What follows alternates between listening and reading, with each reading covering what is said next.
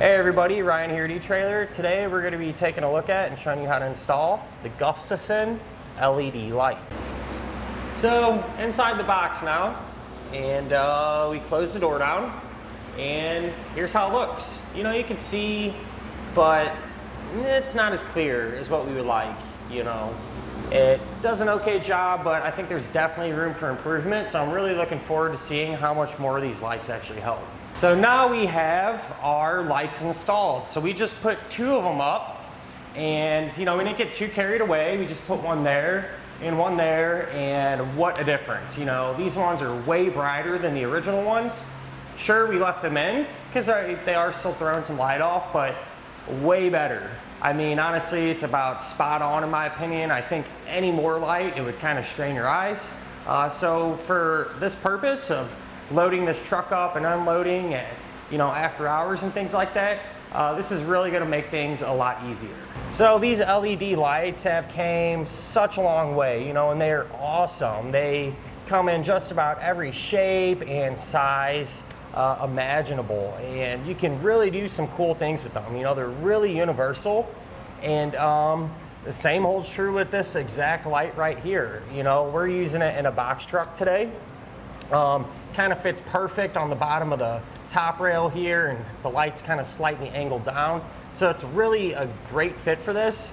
But you know, you can use it for pretty much any automotive application, or even, you know, a lot of people put them on their RVs or on their campers, trailers. I mean, the list goes on. So just about anything you can think of, as long as you can hook this up to a 12-volt power source, it's going to work and you can enjoy it. One thing that is super cool with the LEDs is, you know, they hardly draw any amperage at all. So, you know, you can really run a lot of these things and not have to worry about draining your battery down really, or overloading circuits and things like that. And since they don't really draw a ton of amperage, you know, they run cool. So this light's been on for probably, I'd say a good 20 minutes now at least. And it's really hot out here today. It's probably a 100-degree day outside. And I can put my hand right over this and it is barely warm to the touch. So, you know, you don't have to worry about heat issues or anything like that. So that's always a bonus with these type of lights. So because of that black housing, you know, it's really going to help throw that light where you want it to go.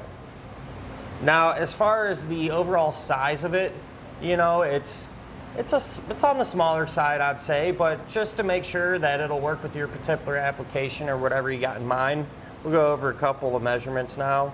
So from end to end, it's going to be 8 inches long, and the width, so the front to the back, it's going to be 1 1/4 inch. And as far as the thickness of it, or the depth of it, it's going to be 1 inch. So, you know, you can use those measurements and double check before you pick it up to make sure it'll work with your particular application. To begin your installation, you're first going to want to find where you want to mount the light. If you already have, you know, existing wiring in there, probably stay close to it. In our case, we have our OEM wiring right here, so we'll just tap off of that because it is a fused circuit and more than enough amperage left to power up these new LEDs. So with that said, I'm going to mount these up right here.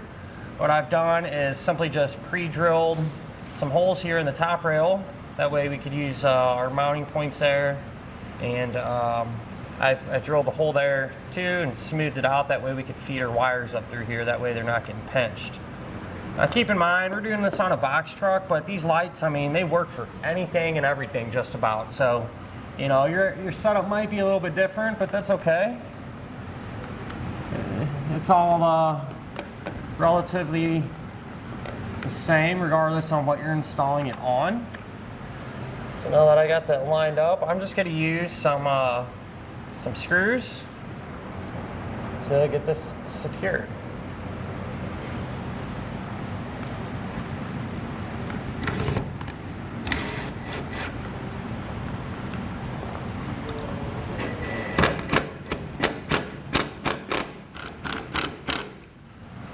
Now we just need to hook our wires up. So I went ahead and cut the original lights off. That way we don't have power to them.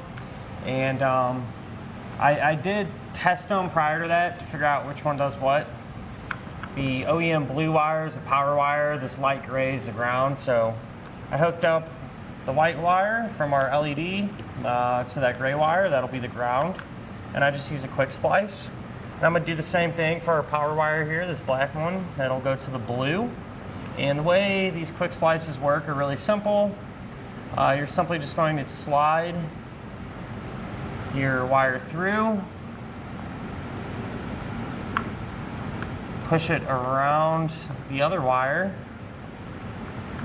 and then this piece of metal here, this little tab, we're gonna squeeze that down, choke down on it, and that's actually going to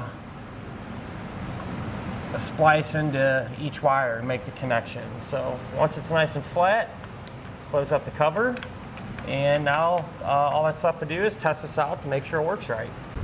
So with it hooked up, come back here and flip our switch to power it on, and it looks like it's working properly.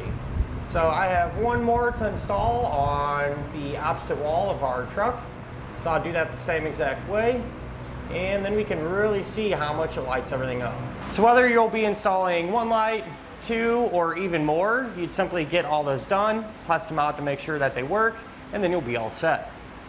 And that'll finish up our look at and our installation of the Gustafson LED light.